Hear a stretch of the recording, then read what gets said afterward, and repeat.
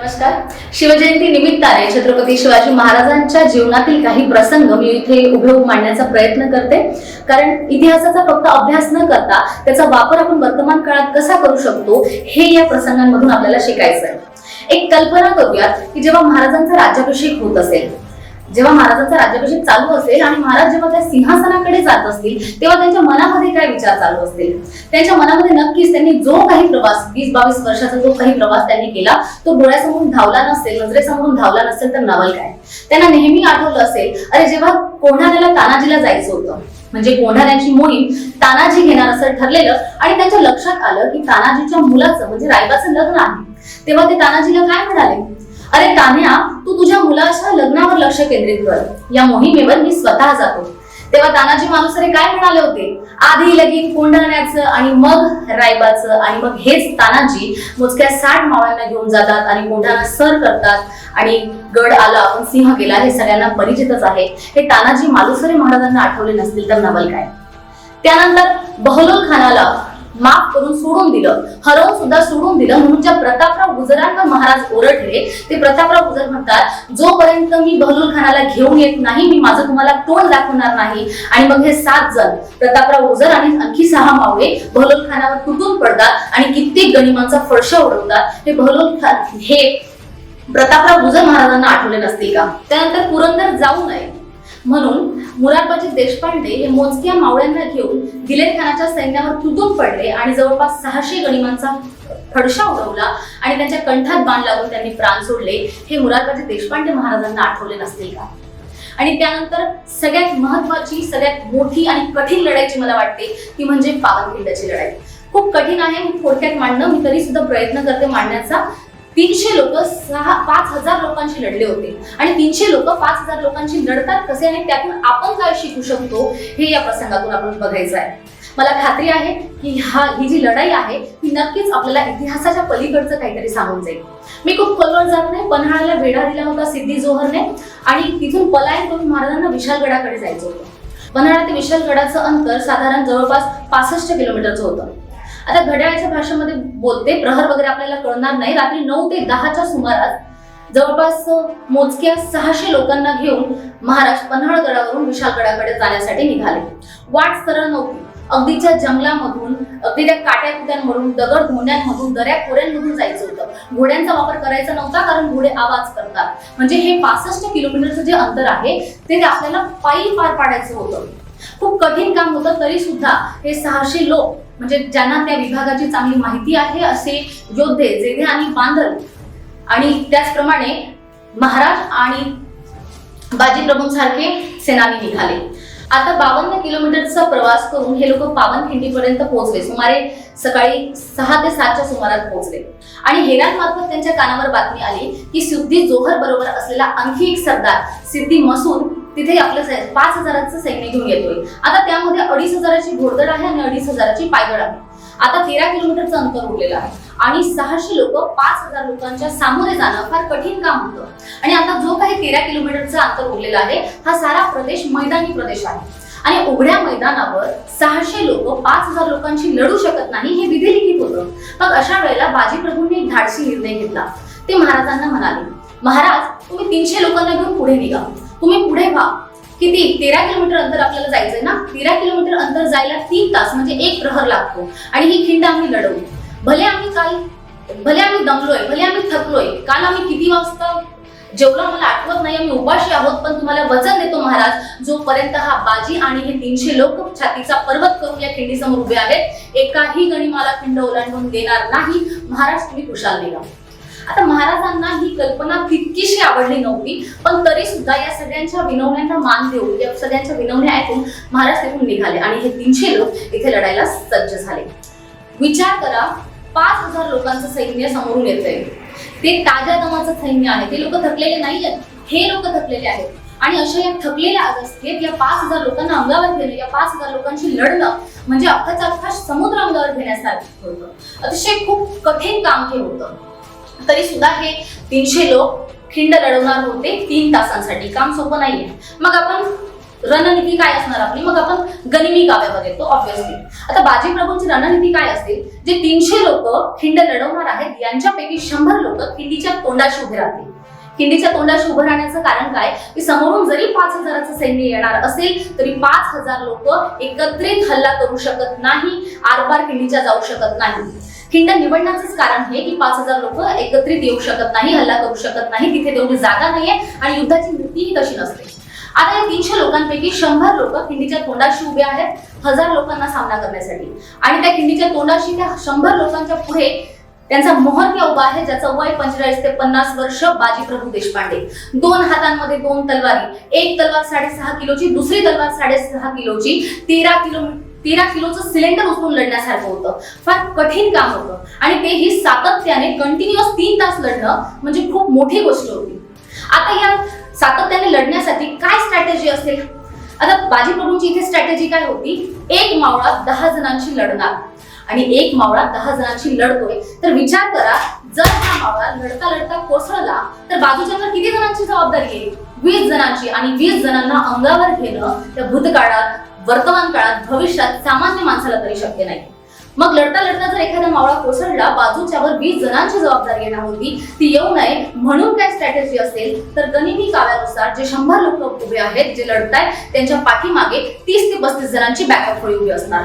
यदा कदाचित लढता लढता एखादा मावळा कोसळला तर मागून दुसरा येणार, त्याची जागा दुसरा घेणार आणि लढत राहणार, तोपर्यंत लढत राहणार जोपर्यंत तोफेचा आवाज येत नाही. कारण वचन दिले महाराज, जोपर्यंत तोफेचा आवाज येत नाही, यमाला सुद्धा मला नेण्याची परवानगी नाहीये.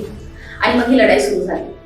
सकाळी 9ला सुरू झालेलं युद्ध, अंदाज आपल्याला असा असतो साधारण 3 तास ही लढाई चालेल, म्हणजे 12 वाजेपर्यंत विशालगडावर महाराज पोहोचायला हवे होते. पण महाराज काही विशालगडावर पोहोचले नाही, तोफेचा आवाज आला नाही, लढाई लांबू लागली. आता महाराज विशालगडावर न पोहोचण्याचं कारण काय, तर विशालगडावर आधीच एक वेढा पडला होता. जशवंत दळवे आणि सूर्यराव नावाच्या सरदारांनी तिथे वेढा घातला होता. आता हे जे 300 लोक विशालगडाकडे महाराजांसोबत गेले, ते आधीच 65 किलोमीटरचं अंतर चालून गेले.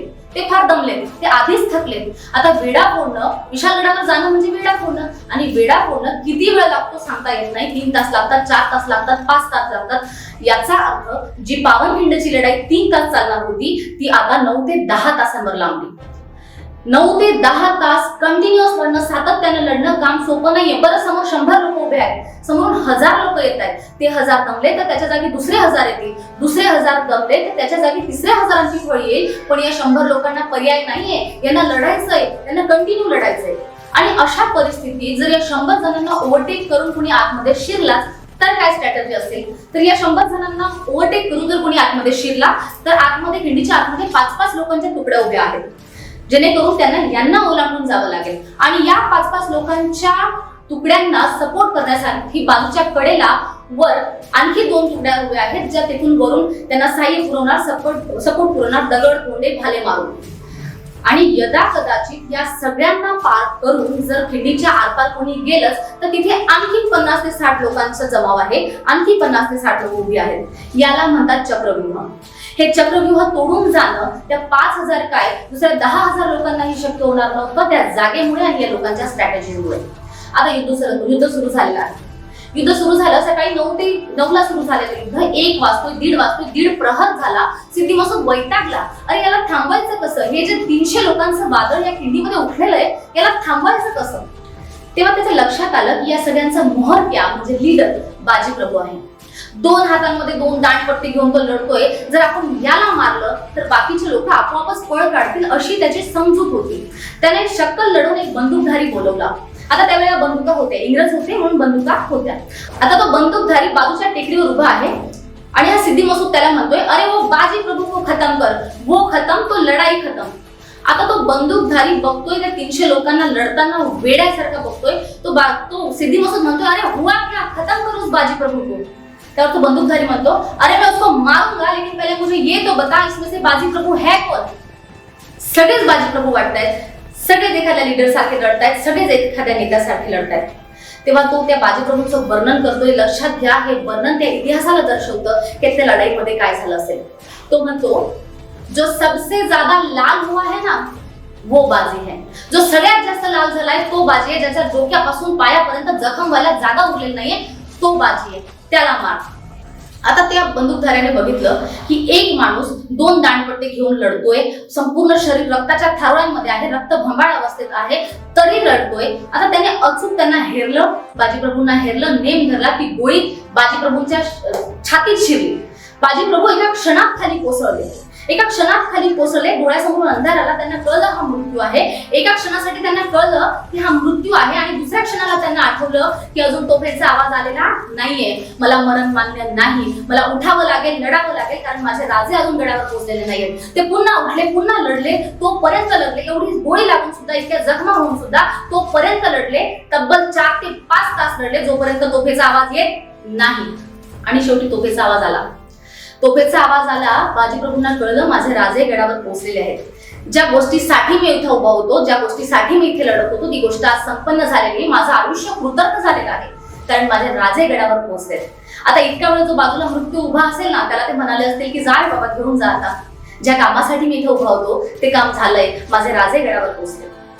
आणि या घटनेनंतर सिद्दी मसूदचं 2,500चं घोडदळ, तिथे जे कोणी शहीद मावळे झालेले होते, जे कोणी बाजीप्रभूंचं शरीर होतं, यांच्या शरीरावरून, यांच्या अंगावरून चालत गेलं. आणि जेव्हा हे लोक बाजीप्रभूंचं शरीर घ्यायला गेले, बाजीप्रभूंना घ्यायला गेले, तेव्हा बाजीप्रभूंचं शरीर अखंड सापडलंच नाही, तुकडे तुकडे झाले होते शरीराचे. काय म्हणावं या वेड्यापणाला? आणि माणूस करूच कसा शकतो असं? म्हणजे सकाळी सुरू झालेलं युद्ध, सकाळी 6ला 7ला सुरू झालेलं युद्ध, 9ला सुरू झालेलं युद्ध, संध्याकाळी 6-7 वाजेपर्यंत चालतं, आणि हे लोक लढत राहतात. कसं शक्य आहे? तर या लढाईमधून आपण एक गोष्ट शिकलो, या बाजीप्रभूंकडून शिकलो, तानाजींकडून शिकलो, प्रतापराव गुजरांकडून शिकलो, की जे आपण ध्येय साधतो ना, त्यापुढे आपली कामगिरी नेहमी कमी असते. जोपर्यंत ध्येयाच्या वरचढ कामगिरी होत नाही, तोपर्यंत आपल्याला यश मिळत नाही. आपण आपल्या आयुष्यात खूपदा म्हणतो की मी खूप केलं. जेव्हा जेव्हा आपल्याला वाटतं मी खूप केलं, तेव्हा बाजीप्रभूंना आठवूया, तर आपल्याला नक्कीच वाटेल की आपण काहीच नाही केलं आपल्या आयुष्यात. दुसरी गोष्ट मी यांच्याकडून शिकलो ते म्हणजे आपल्याकडे काही नाहीये याच्यावर रडत बसण्यापेक्षा जे आहे त्याचा उत्कृष्ट वापर करूयात आणि यश खेचून आणूयात. आणि तिसरी गोष्ट महत्वाची काय शिकलो, जोपर्यंत शेवटच्या श्वासापर्यंत लढून होत नाही, तोपर्यंत हार मानायची नाही. कारण लढण्याचा इतिहास आमचा, हरणे आमच्या रक्तात नाही. लढण्याचा इतिहास आमचा, हरणे आमच्या रक्तात नाही. जोवर मैदानात उभा मी, जिंकणं नियतीला शक्य नाही. तर जेव्हा राज्याभिषेकानंतर सिंहासनाकडे महाराज जात असतील, तेव्हा त्यांच्या डोक्यात हे विचार चालत असतील की हा ज्या सिंहासनाचा पाय आहे ना, या सगळ्या लोकांच्या, या सगळ्या सरदारांच्या बलिदानाने, या सगळ्या मावळ्यांच्या बलिदानाने बनलेला आहे. आणि सगळ्यात महत्वाचं जर यश असेल माणसाचं, तर ते काय असेल? सगळ्यात महत्वाचं यश असेल माणसाचं की आपल्या शत्रूने आपलं कौतुक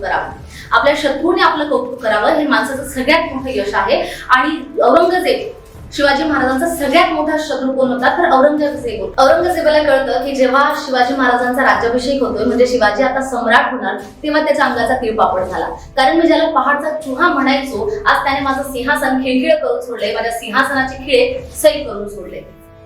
औरंगजेब आपल्या शहजाद्यांना आणि सरदारांना सांगतोय की शिवाजी काय आहे. यह सब